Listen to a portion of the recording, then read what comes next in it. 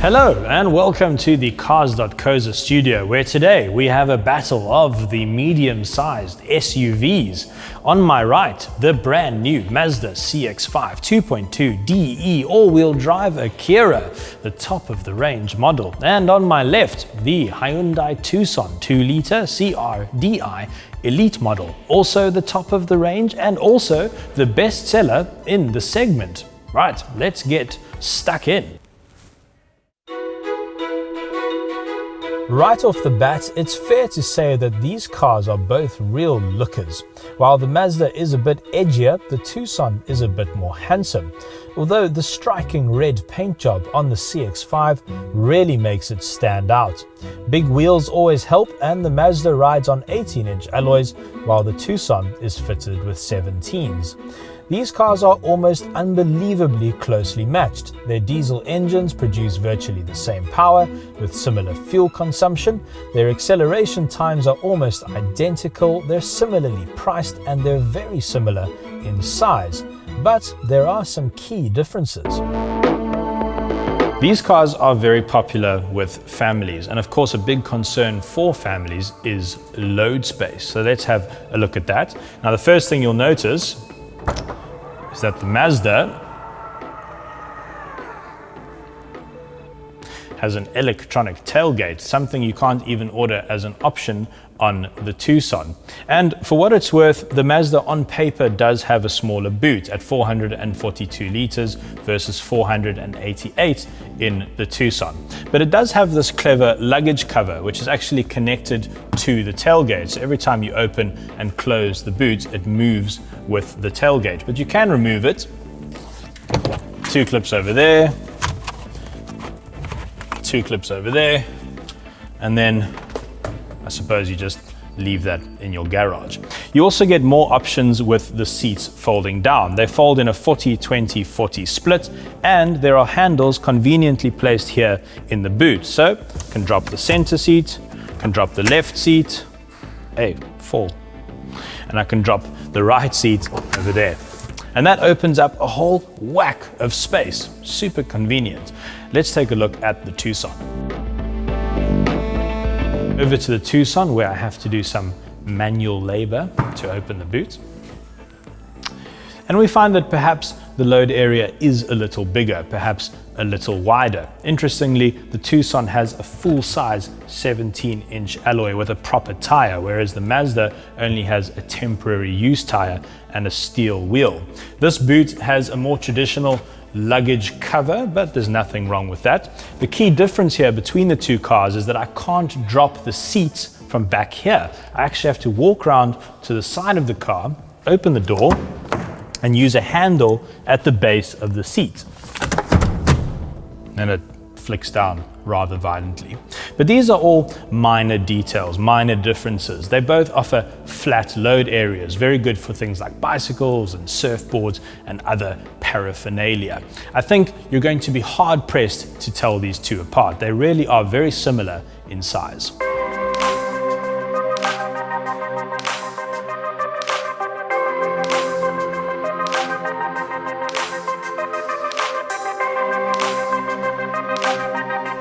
This being the top of the range CX-5, Mazda really have thrown all the toys at it. So there's an electric sunroof, park distance control front and rear with a reverse camera, smart city brake support, lane keep assist, which gently steers the car between lane markings, 6 airbags, a 10-speaker Bose sound system, satellite navigation, 2 USB ports under the armrest over here, automatic wipers, automatic headlights, and electric automatic windows all round. But it's not just the tech and the toys that impress, it's the build quality and the high grade finish, which really is up there with the best of them. And there's lots of nice little touches all round, like leather on the doors and leather on the dashboard.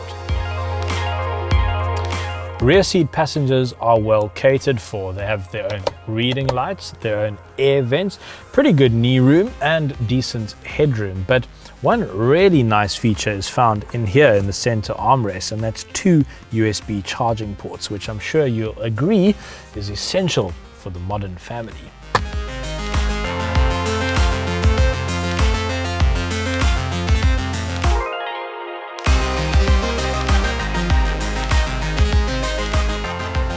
The interior of the Tucson offers much the same as the interior of the Mazda. However, there are a few little things missing.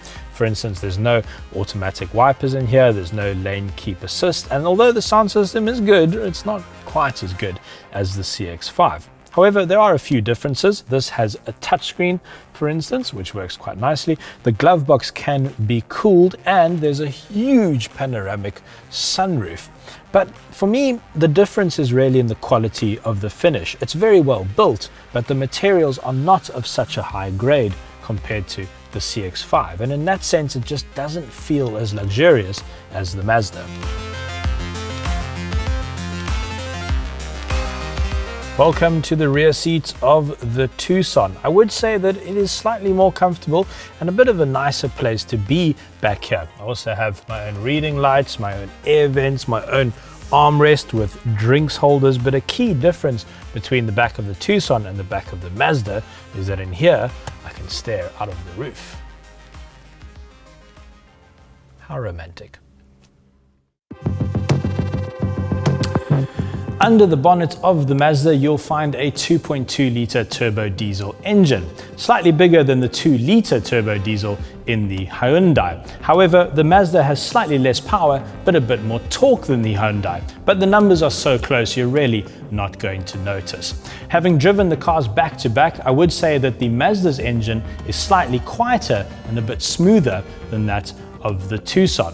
In terms of fuel consumption, Mazda claims 6 litres to the 100 for their CX-5, while Hyundai claims 7.9 litres to the 100 for their Tucson. However, in our testing in the real world, we found that both of them average 7.8 litres to the 100. And that's a very good figure for cars of this size with this much power and torque.